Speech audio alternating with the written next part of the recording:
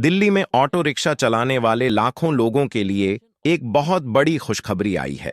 दिल्ली की मुख्यमंत्री रेखा गुप्ता ने नई ईवी पॉलिसी को 3 महीने के लिए बढ़ा दिया है। लिहाजा दिल्ली में फिलहाल पुरानी ईवी पॉलिसी ही जारी रहेगी। इसका सीधा मतलब ये हुआ कि सीएनजी से चलने वाले ऑटो रिक्शा पर कोई रोक नहीं लगेगी और वे सड़कों पर रफ्तार भरना जारी रख सकेंगे। बताते चलें कि इससे पहले ऐसी खबरें आ रही थीं कि नई ईवी पॉलिसी में 15 अगस्त 2025 से सीएनजी ऑटो के नए रजिस्ट्रेशन पर रोक लगाने का प्रस्ताव दिया गया था।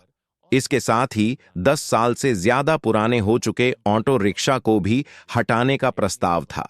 अब किसी भी कैटेगरी की गाड़ियों पर नहीं होगा प्रतिबंध। दिल्ली सचिवालय में हुई कैबिनेट मीटिंग के बाद परिवहन मंत्री पंकज सिंह ने कहा कि 3 व्हीलर या किसी भी अन्य श्रेणी की गाड़ियों पर कोई प्रतिबंध नहीं होगा। उन्होंने कहा, सरकार दिल्ली की जनता के लिए कई काम करना चाहती है और हम उन्हें संशोधित ईवी नीति में शामिल करेंगे।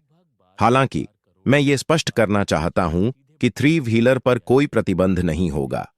किसी भी श्रेणी के वाहनों पर भी प्रतिबंध लगाने का कोई प्रस्ताव नहीं है।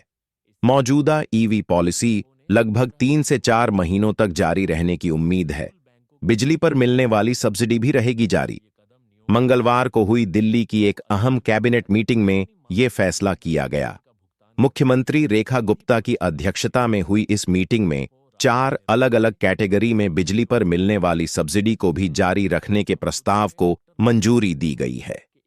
बताते चलें कि इन 4 कैटेगरी में घरेलू उपभोक्ता, किसान, चैम्बर वाले वकील और उन सिखों को शामिल किया गया है जिन्होंने 1984 के दंगों में भाग लिया था।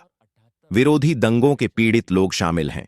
दिल्ली के गृह मंत्री आशीष सूद ने बिजली सब्सिडी बंद करने के बारे में फैल रही अफवाहों पर टिप्पणी करते हुए कहा कि मंत्रिमंडल ने किसानों और वकीलों को लाभ पहुंचाने वाली सब्सिडी बढ़ाने के लिए एक विशेष प्रस्ताव को मंजूरी दे दी है।